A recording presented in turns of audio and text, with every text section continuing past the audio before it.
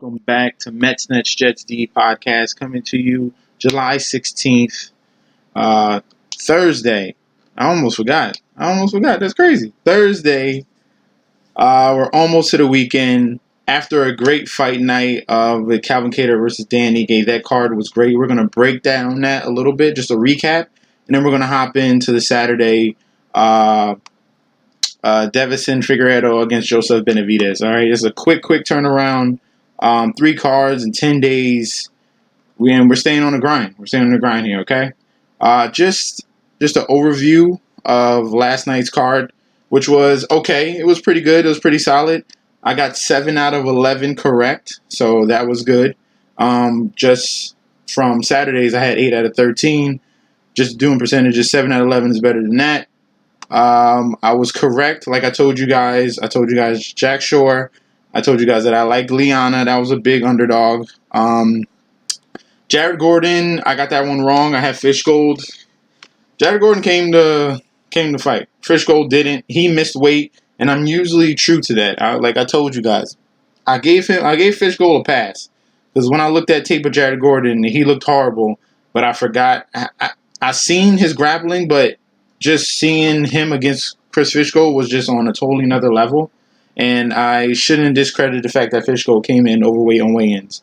And that was from the last card because Rulian Paiva missed weigh-in and he happened to win. But usually these guys that do not come in ready for weigh-in, and there's another example in this card that they tend to lose. And it's a very high percentage of that. Jared Gold just dominated him every single round. Modesta Buskauskas against Andreas Michailidis. I had Michailidis. This one was a discrepancy with the referee. Michailidis was dominating. Well, not dominating. He was winning, obviously, the first round. With 10 seconds left in that first round, he decides to go for a takedown. He pins Modestas against the cage, but he leaves the back of his head open. Modestas throws illegal elbows to the back of his head.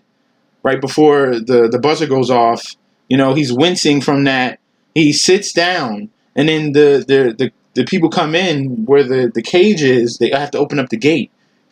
Andreas falls backwards because the gate was open. Usually the gate's there to stop it, but it was open. And then the referee calls off the fight. Like, come on, like he wasn't dazed. He wasn't knocked out. Literally, he was just sitting. Because the round just ended, and someone opened the freaking gate, and he fell through. And then once he fell, leaned back, he quickly responded. Like, it wasn't whatever, man. We're gonna move on. But okay, Modestas wins. He's good for that weight class. Sorry, Andreas, you got unlucky. This one, Ricardo Ramos against Leron Murphy. I was very back and forth on. Ricardo was out here doing pirouettes and stuff in the fight. Like, what are you doing? Like, I understand you're trying to look cute. You're Brazilian and you want to do nice kicks. But Ron Murphy was not for the play. He was like, what is this? He let you do all those dumb kicks, dodged it, took you to the ground, and smashed your face in. So, I don't know, Ricardo. You need to stop doing the cute stuff. You're doing behind the leg kicks. You would take your lead leg and bring it behind like a soccer kick. Like, what is that? That doesn't do anything. I don't know what he was doing. Kazmat Chimaev against John Phillips. Like I told you, we got this one right. Chimaev is a very good grappler. John Phillips had no chance at all. Got taken down and submitted in the second round. And then the big upset. I told you guys that Abdul Razak Al-Hassan was out for 2 years dealing with a court case. He came in. He missed the weigh-in. So, like I said, once you miss weigh-in, those are key spots. And plus, he's been away from the fight game for 2 years. Munir Laziz, huge underdog, the biggest underdog on the card, destroyed him. Very, very versatile with the knees, with the kicks.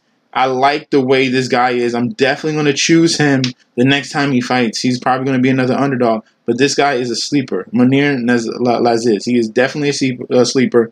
Has a nice chin. He called on Mike Perry. He took Abdul shots to the face with no problem. All right? Abdul, you need to get back in that gym. You look kind of flabby. You were stocky and, and cocky and everything. You had the power still. It's just that you looked a little bit out of shape for fighting. And Munir, was too much for you. You needed to just do more than just throw heavy hands, okay?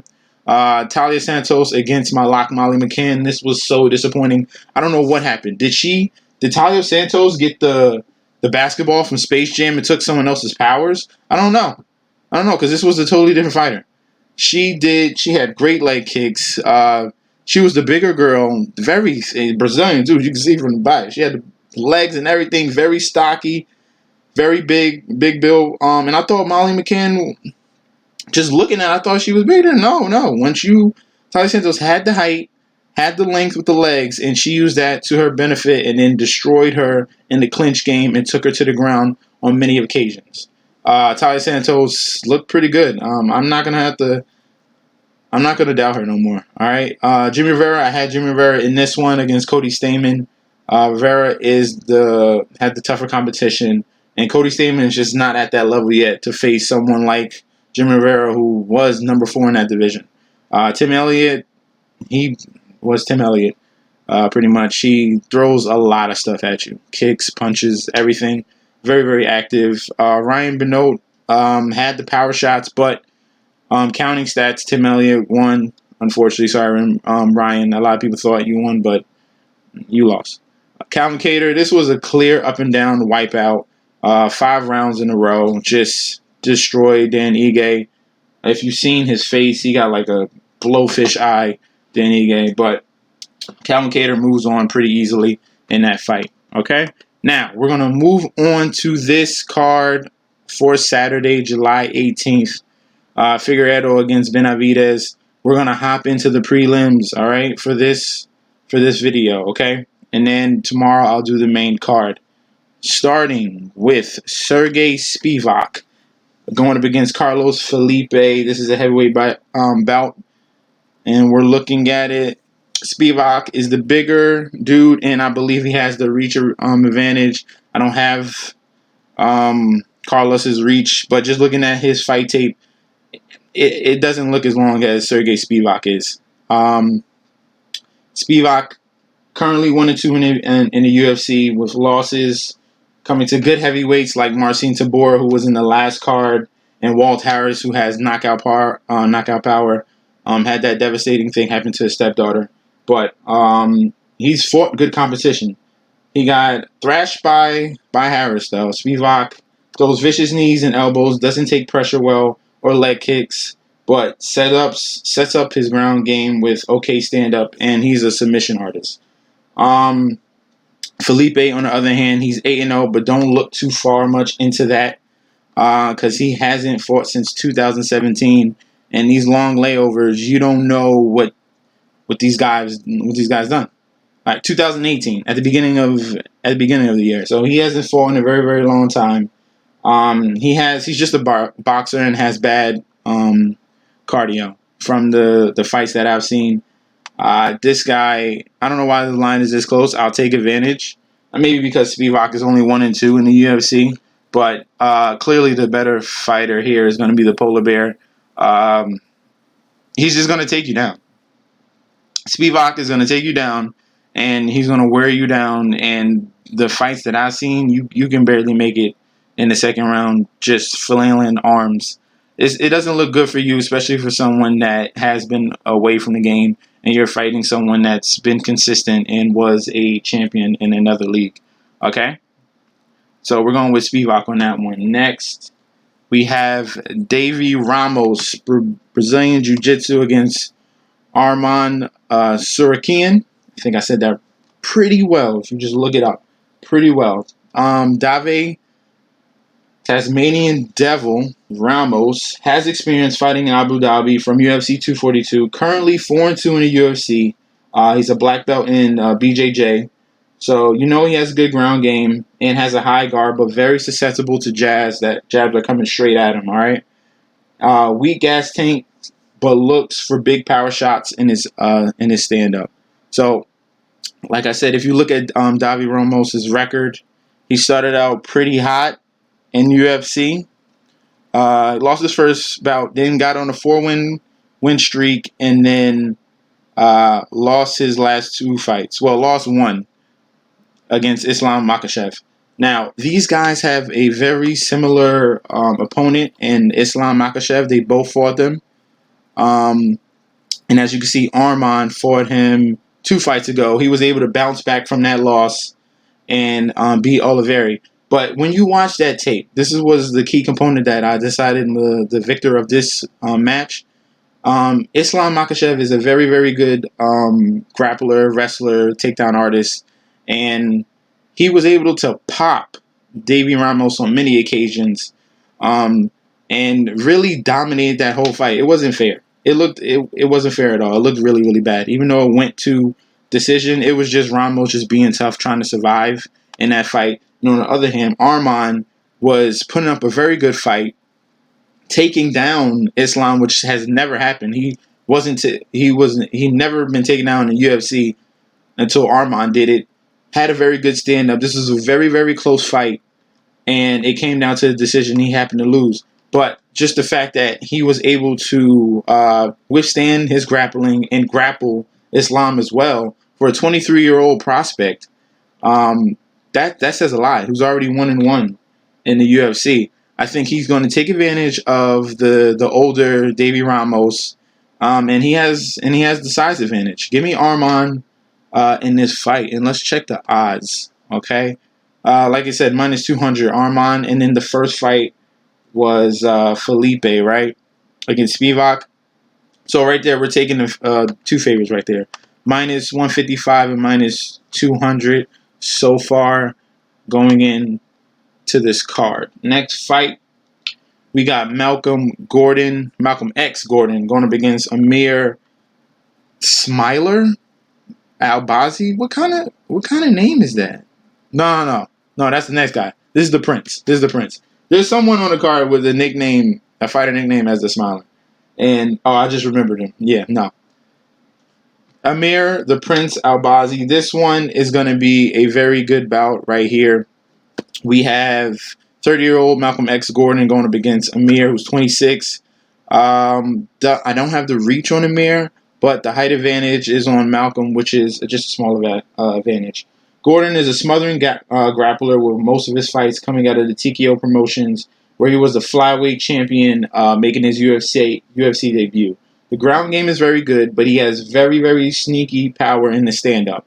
Okay? Amir, on the other hand, they're very similar. They have the same skill sets, okay? They're going to bring a high-level competition in this fight because they're good on the ground and they have some good stand-up. But I'm going to take the underdog in this, all right? I'm looking at Malcolm Gordon's record, and I'm seeing better competition. I'm seeing the fact that he was the champion in the TKO. I like what he brings to the table, and if you look at his videotape, he's just a relentless grappler. He's better than Amir Albazi. Amir Albazi hasn't faced this type of grappler. Yoni Sherbatov was a very good opponent for Gordon to face. That was a key factor in me making this decision between these two fighters. And Malcolm Gordon is going to overwhelm Amir Albazi. And I think that we can take advantage of an underdog right here. Both of these guys are in the UFC debut, and I like the veteran in this situation rather than in the last fight. Okay. Next, we're going with Brett Johns going up against Montel Jackson, 16-2. He kind of looks like Jack Shore was in the last card. And he fights very, very similar to Jack Shore as well. A grappler mainly. The pikey Brett Jones, very quick hands. I like his boxing, but he's mainly a wrestler. Currently 1-2 in the UFC. Has fought tough competition already in this weight class. Aljamain Sterling and Pedro Munoz, who are at the top tier. Took both of those guys to decision losses, but still bounced back with a real nigga jerk against Tony Gravely in his last fight. He is the underdog in this situation, going up against the much, much bigger Montel Quick Jackson. Has the height, 3 inches, has the reach as well, almost 6 inches. And when you watch a Montel Jackson fight, 3-1 in the UFC, beating Felipe Colares and Brian Kelleher, which was a huge, huge win beat him rather quickly and easily. I like Jackson more because he's just a better takedown artist, better takedown defense to stop Brett Johns, and he's going to be more imposing, more especially when he goes for his takedowns. And his kickboxing is far better than Brett Johns' just regular, mundane, basic boxing that he provides. I think it's going to be too much in this situation. And when you look at these guys' size, especially on that weigh-in tomorrow, you can tell. And this is the reason why he's the minus 240 favorite. And I'm going with Montel Quick Jackson. Next fight, we have Joel Alvarez going up against Joe Duffy. This is a lightweight bout. Veteran Joe Duffy, you might have seen his face. Currently on a 2-fight losing streak. Is the smaller fighter and has less reach. This one is another question mark. You can lean either way, but there's details in Joe Duffy's career where you tend to think, has he passed his prime? If you go in here and you go all the way down, he has a win against Conor McGregor. Right here. Conor McGregor right there in Cage Warriors. Then when he comes into UFC, beats Jake Lindsley, beats Ivan Jorge, has very good competition. He fights against Dustin Poirier. He loses that one, bounces back in 2016 and 2017 with wins. But then since then, he loses to James Vick, who's kind of a punching bag, who's very much a punching bag in 2017, has a huge layoff of pretty much 2 years, and then loses to Mark Diakiese.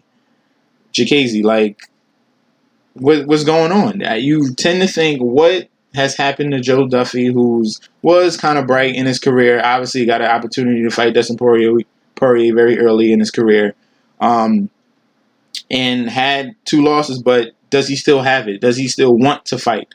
And these cancellations and time off is a telltale sign where you tend to lean to more the higher fighter. And this is why the line is so high, because this is a name that that people know, and that he definitely has a good ground game and some solid boxing.